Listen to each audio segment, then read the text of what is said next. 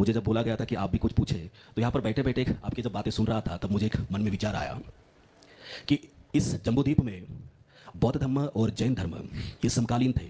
भगवान महावीर, भगवान बुद्ध उस समय इस भारत की, इस जम्बूद्वीप की उस कुरीतियों के विरोध में था जो यहाँ पर प्राचीन काल से चलती आ रही थी।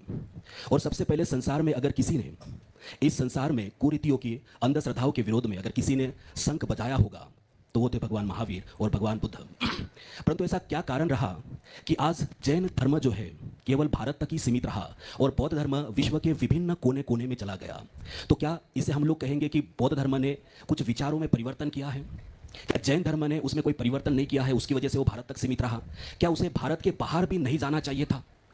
अगर भगवान बुद्ध गए तो भगवान महावीर को भी लोगों तक पहुंचना चाहिए था। आज अगर देखेंगे तो एशिया के अंदर विभिन्न ऐसे बौद्ध राष्ट्र हैं जहां पर बुद्ध को मानते हैं, परंतु जिस भारत से भगवान महावीर ने भी उन्हीं विचारों को लोगों के परिवर्तन के लिए उन्होंने प्रचार प्रसार किया, परंतु वो भारत तक ही रहा। सो मैं आग्रह करूंगा कि आप इस पर भी कुछ प्रकाश। बहुत बहुत बहुत अच्छा सवाल आपके से। एक बात सही है कि भगवान महावीर और बुद्ध दोनों समकालीन थे और दोनों ने भारत को कुरीतियों से मुक्ति दिलाने में बहुत बहुत महत्वपूर्ण योगदान दिया। बल्कि उनके काल में भारत पूरी तरह से कुरीति मुक्त हो गया और सर्वोदय का शासन स्थापित हुआ। आपका ये जो सवाल है ये बहुत गंभीर और प्रासंगिक है कि जैन धर्म और बौद्ध धर्म दोनों भारत में हुए। बौद्ध धर्म भारत से बाहर बहुत तेज़ी से फैला और जैन धर्म भारत में ही सिमट कर क्यों रह गया।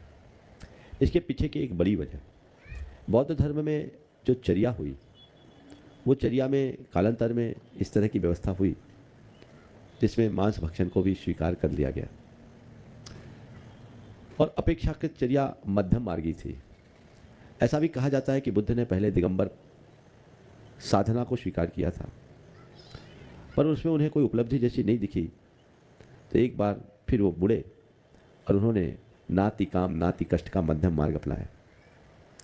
भगवान महावीर ने हम सबको जो चर्या दी, कठोर चर्या, दिगंबरत्व की चर्या, इसका भारत की बाहर की जलवायु में अनुपालन कर पाना कठिन था।